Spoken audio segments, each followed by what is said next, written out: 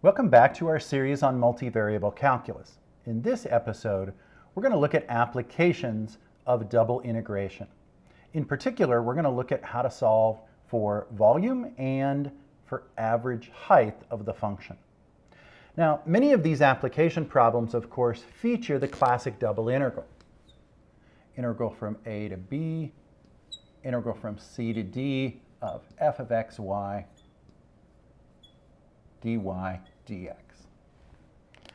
Now, generally, the difficult part of an applied problem isn't to find the function itself. Recall that all the function does is simply cap the volume. It sort of floats along through the z-axis. It's really defined by what the shape of the base is. And the base, of course, is defined by the limits of integration.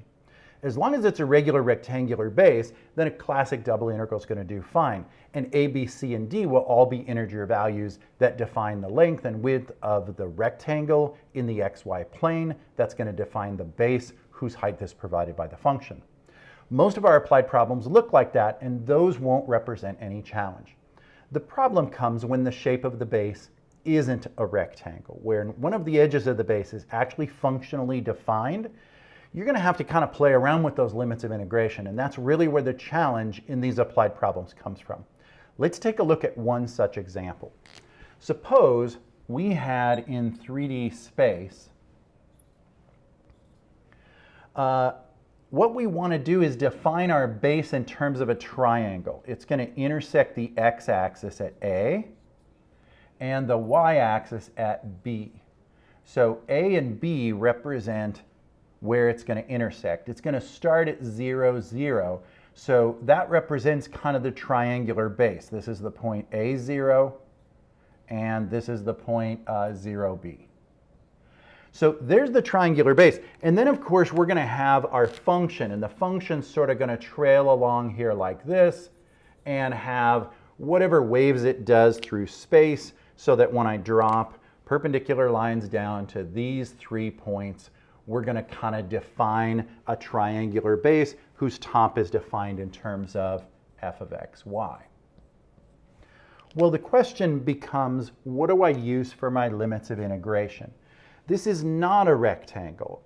A runs from 0 to A along the x-axis. Y runs from 0 to B along the y-axis, but it's not a rectangle. It's only a half of a rectangle. It's a triangle. So how do we redefine our limits of integration in order to account for that?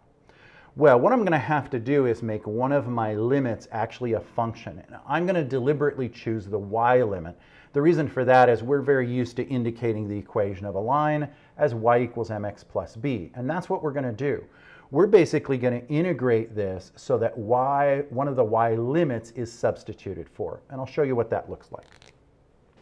What we basically want to do is reform our little rectangles within the base so that these become what we integrate based on. Ordinarily, those little rectangular bases, they would go all the way up to the top, and of course they would run from the limit of A all the way out to B in the y direction. They'd run from 0 all the way out to A in the x direction. But instead, these are going to stop, and they're going to stop at a line defined right here. Now, let's just use the parameters we've been provided with in order to identify that line. This is a line that runs between the points A0 and 0B. So it should be pretty easy to write its equation. It's y equals mx plus b. M is going to be negative b over a times x plus b. And b is actually the y-intercept, and that's why I chose b to be that variable. So there's what the y value looks like in terms of x. And let me simplify this a little bit. This is b times the quantity, 1 minus x over a. So y turns out to be a function of x at its upper limit. Well, that means we can actually identify that as its limit within the integral. So let's rewrite the integral. Again, f of x, y is untouched. That still represents sort of the capping function that gives height to the overall volume. What I need to worry about is first the outer integral. I'm going to integrate all of the x from 0 all the way out to a. So I begin with integral from 0 to a. And that will integrate x all the way along. And then I'm going to just write the integral for the y, and then I'll show you what I'll fill in there in just a second. F of x, y, and then again the inner integral is dy, and the outer one is dx. Well, what are the limits in terms of y? Y is going to be integrated from 0 up to the maximum height that I'm going to use. And of course, that's going to be a function of x. It's only when x is 0 that I'm actually using the full height b. When x increases in magnitude all the way up to a, the length I'm going to integrate gets shorter and shorter and shorter. And of course, that's the function that will tell me how long this rectangle is as a function of x. So I'm going to integrate from y equals 0 to y equals b times 1 minus x over a. Now you might wonder, how can we use a variable as a limit of integration? Well, keep in mind, the first thing we're going to do is integrate the inner part of this double integral with respect to y. X will be held constant. And if x is a constant, this is just a constant limit of integration. It's like plugging a number in. When I'm done with the inner integral with respect to y, this will occupy y's location within the master function.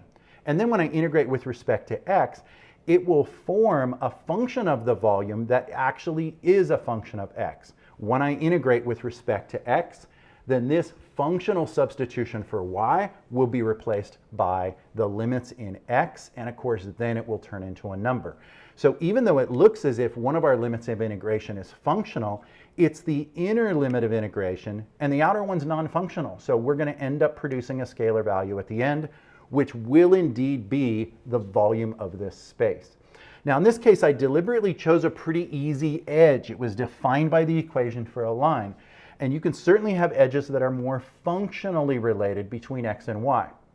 But that's how you're going to handle many of these applied problems. The difficulty will not be in expressing the capping function. The difficulty will be with the limits of integration. And this can get far more difficult in the long run. After all, we all know that when we integrate and a function dips below the x-axis, or in this case, pierces the xy plane, all of a sudden the volume is going to take on negative values for as long as the function remains below the xy plane for its z magnitude. If that's the case and I want the volume of the function basically away from the xy plane, then I'm going to have to piecewise define this multiple integral. And I'm going to have to piecewise define it based on the intersection of the fx function with the xy plane. And of course, that's easy enough to find. I simply set fxy equal to 0, and that's going to tell me the function that represents the intersection of the two. For most functions, that's not going to be a straight line. It's probably going to be some curve where y is a function of x. And all I need to do then is replace this limit of integration with that, ensuring that the space that I encounter as the area of the base correctly corrects for piercing and then going through to the other side. Because if I want to find the volume between the function and the xy plane, I need to ensure that I'm always adding the volume and that I'm not adding it in some places and subtracting it in others. So that represents what would be a particularly challenging problem in this realm. Note that all the challenges we experienced with integration in one dimension will still be here for two dimensions.